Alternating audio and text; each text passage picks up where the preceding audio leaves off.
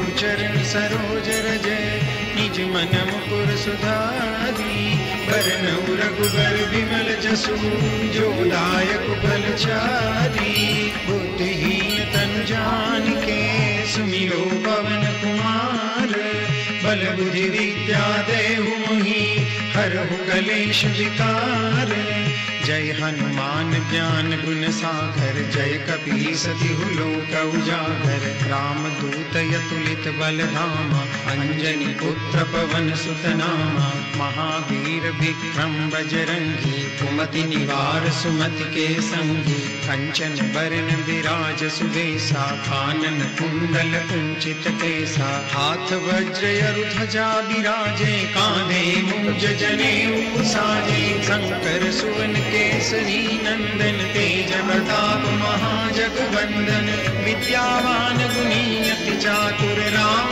काज करिबे को आतुर प्रभु चरित्र सुनिबे को रसिया राम लखन सीता मन बसिया सूक्ष्म रूप धरि सियहि दिखावा विकट रूप धरि लंक जरावा भीम रूप धरि असुर संहारे रामचंद्र के काज समारे लाय सजीवन लखन जियाए श्री रघुवीर हरषि उर लाए रघुपति किन्हीं बहुत बड़ाई तुम मम प्रिय भरत सम भाई सहस बदन तुम रोजस गावे अस कहि श्रीपति कंठ लगावे सनकादिक ब्रह्मादि मुनीषा नारद सारद सहित अहिंसा जम कुबेर दिक्पाल जहाते कवि कोविद कहि सके कहाते उपकार सुग्रीवहि किन्हा राम मिलाए राजपद दीन्हा तुमरो मंत्र विभीषण माना लंकेश्वर भय सब जग जाना जुग सहस्त्र योजन पर भानु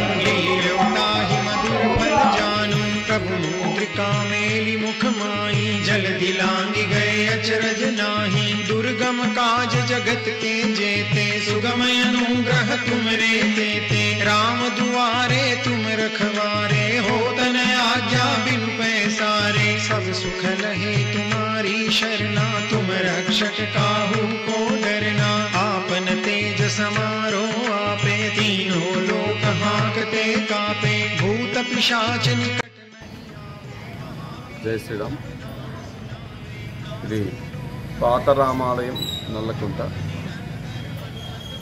మా రాముణ్ణి 1958లో కుప్పస్వామి నాయుడు గారు ప్రతిష్టాపన చేశారు ఈ దేవాలయం కట్టించారు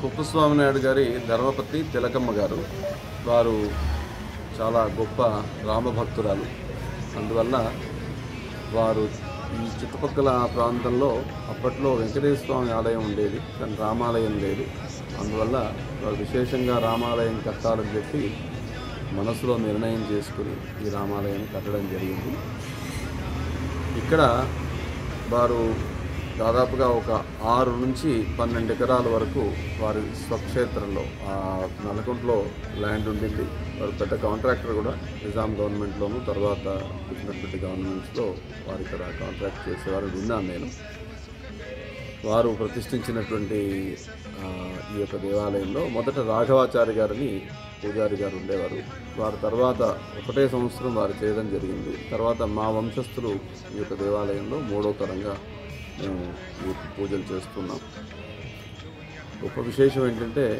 ఇక్కడ జరిగేటువంటి ఉత్సవాలన్నీ కూడాను శ్రీరామనవమి ఉత్సవాలన్నీ కూడాను దాదాపుగా భద్రాచలంతో సమానంగా చక్కగా చేస్తారు అని చెప్పి నమ్మకం చాలామందిలో ఉంది చాలామంది కోరికలు బాగా తీరుతాయి ముఖ్యంగా ఎవరన్నా ఇల్లు కట్టుకోవాలి అనుకున్నటువంటి వాళ్ళకి ఇక్కడ భూజాత అంటే సాక్షాత్తు భూమి నుంచి వచ్చినటువంటి ఆ సీతమ్మ వారి దయ అనుగ్రహం చాలా ఎక్కువ ఉంది ఈ గుళ్ళో ఎవరు సామాన్యంగా 11 ఆదివారాలు విశేషంగా వచ్చి ప్రదక్షిణ చేసి రాముడికి రామప్రసాదం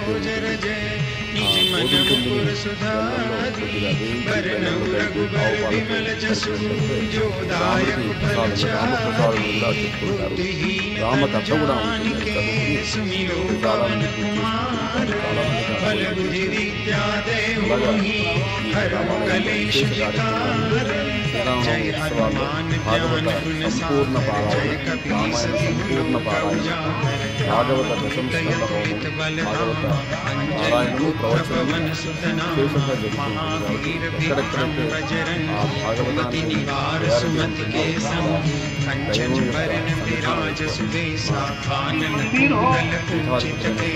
रामेश्वरम में रामनाथ स्वामी मंदिर हो या फिर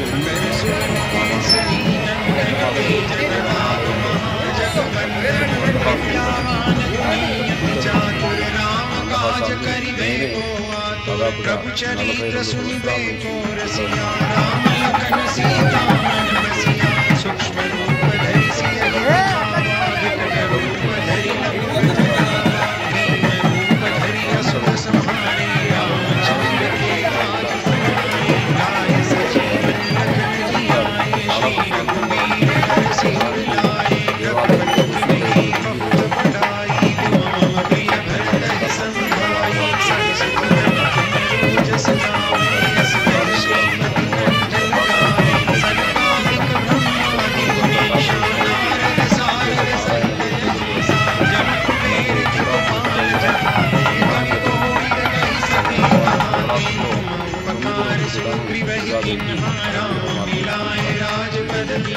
तुमरो मंत्र विभीषण माना लंकेश्वर भय सब जग जाना युग सहस्त्र योजन पर भानु फल जानु प्रभु मेरी मुख माही जल दिलांग गए अचरज नाही दुर्गम काज जगत के जेते सुगम अनुग्रह तुमरे देते राम दुआरे तुम रखवारे हो तन आज्ञा बिन पैसारे सब सुख लहे तुम्हारी शरणा तुम रक्षक काहू को डरना आपन तेज समारो आपे तीनों लोक हांकते कांपे भूत पिशाच निकट नहीं आए महावीर जब नाम सुनावे नासे रोग हरे सब पीरा जपत निरंतर हनुमंत वीरा संकट ते हनुमान छुड़ावे मन क्रम ध्यान जो लावे सब कर राम तपस्वी राजा तिनके ताज सकल तुम साजा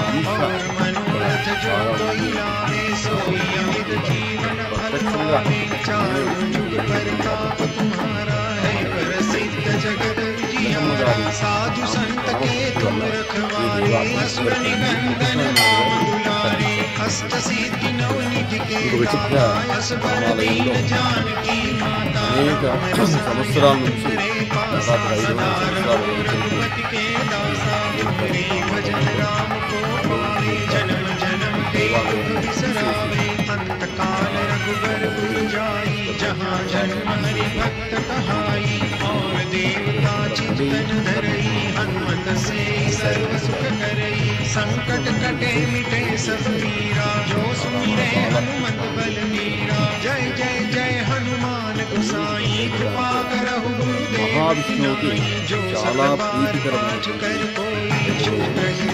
महासुख पढ़े हनुमान चालीसा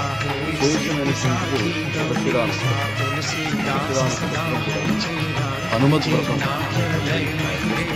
पवन तनय संकट हरण హనుమంతుల వారికి చాలా ప్రీతికరమైన ప్రభు सहित हृदय बसहु सुरभूप मंगल भवन పుష్యమాసంలో మామూలు పుష్యమాసం వస్తుంది. ఉత్తర దేశంలో మాఘమాసం ఆరంభమైనట్టుంది. అందువల్లే వాళ్ళు చేసిన అందులో చాలామంది గొప్ప గొప్ప విద్వాంసులు ద్రవిడ్ శాస్త్రి గారుని విశేషంగా కాశీలో ఉంటారు. ఆయన ఎలాంటి నిరాడంబరత, మహాప్రజ్ఞాశాలి, అన్ని వేదాల్లో మంచి ప్రజ్ఞ ఉంది వారికి. జ్యోతిష్యంలో కూడా అలాగే విశేష ప్రజ్ఞ ఉన్నటువంటి వ్యక్తి ప్రధాని గారు ఎన్నుకుని వారితో ముహూర్తం పెట్టించడం జరిగింది. కాబట్టి మనకు ఉన్నటువంటి మిడిమిడి జ్ఞానంతో ఆ ముహూర్తాన్ని కానీ ఆ యొక్క విశేషాన్ని కానీ మనం మాట్లాడటం అనేది జరగదు. ఇంకొకటి, ఇలాంటి గొప్ప గొప్ప కార్యాలన్నీ కూడా భగవంతుడు నిలబడి చేయించుకుంటారు నేను నమ్ముతాను. కాబట్టి పరమాత్ముడే మనకు ప్రేరణ ఇచ్చి మోదీ గారికో లేకపోతే ద్రవిడ శాస్త్రి గారికో ఇంకా అనేక మంది సన్యాసులకి, తర్వాత అక్కడ ఉన్నటువంటి గొప్ప గొప్ప పీఠాధిపతులకి అందరికి కూడాను ఆ లోపల నుంచి ప్రేరణ దేవుడు ఇచ్చాడు. మన హిందువులందరికీ కూడా ప్రేరణ ఇచ్చాడు. మరి ఇన్నాళ్ళంతా మనం నిద్రపోయి ఉన్నాం, కానీ ఇంత గొప్ప విషయాన్ని మనం 30 సంవత్సరాలుగా సాధించి చివరికి ఆ రామయ్య ప్రతిష్ఠ చేసుకున్నాం. విశేషమైనటువంటి రోజు. మేము ఆ రోజు అనుకోలేదు, శ్రీరామనవమి కన్నా ఎక్కువ జనం రావడం జరిగింది. అంతే ఆనందంగా అందరూ కూడాను ఎవరైతే రెగ్యులర్గా దేవాలయం రానటువంటి వాళ్ళు కూడా విశేషంగా వచ్చి ఆ రోజు రాముడిని దర్శించుకున్నారు. మరి ఆ కార్యక్రమాల్లో పాల్గొన్నారు. అన్నదానం కూడా మేమేదో 300-400 మంది వస్తారనుకుంటే 1500 మంది అన్నదానం జరిగింది. ఇదంతా కూడా రాముల వారి యొక్క అనుగ్రహం. ఆ పరమాత్ముడు ఎప్పుడెప్పుడు ఏమేం చేయాలనుకుంటాడో అలా జరుగుతూనే ఉంది. కృతయుగంలో ఇలా ఉంటుంది, మనిషి ఆయుష్ ఎంత ఉంటుంది, మనిషి ప్రమాణం ఇంత, వాడు ఇవన్నీ ఇలాంటి తపస్సు చేస్తారని కృతయుగంలో ఉంది. మరి అలాంటి కథలే మనం విన్నాం. తర్వాత త్రేతాయుగము, ద్వాపర యుగము, కలియుగం. ఈ 3-4 యుగాల్లో ఆ యుగాల్లో మనిషి ఉండాల్సినటువంటి లక్షణాలతోనే ఉన్నాడు తప్ప విడిగా ఎప్పుడు భగవంతుడికి ఎగనెస్ట్గా జరగలేదు. రామాయణమైనా, భాగవతమైనా, మహాభారతమైనా వ్యాసుడి వల్ల ముందే రాయబడింది, తర్వాత జరిగింది. ఈ కావ్యాలన్నీ కూడా ముందు రాయబడ్డాయి, తర్వాత జరిగింది. అంటే భగవంతుడు తనకు కావలసిన విధంగా ముందే ఇవన్నీ కూడా జరిగినాయి, అంటే జరగాల్సినవి ముందే చెప్పాడు కాబట్టి ఇదంతా జరుగుతోంది. ఇది కూడా మరి ఎక్కడో రాసి పెట్టే ఉందేమో, అందుకే జరిగింది. మహా గొప్ప విశేషమైనటువంటి రోజు అది మనందరికీ కూడాను.